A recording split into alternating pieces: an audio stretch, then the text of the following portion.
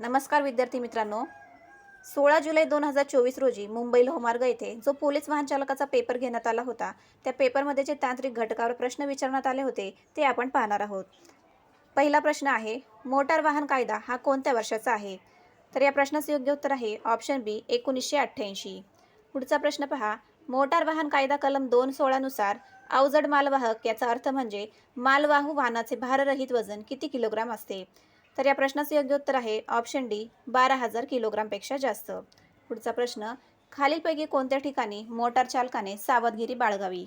तर या प्रश्नाचे योग्य उत्तर आहे ऑप्शन डी वरील सर्व. पुढचा प्रश्न, खालीलपैकी कोणते विधान चुकीचे आहे?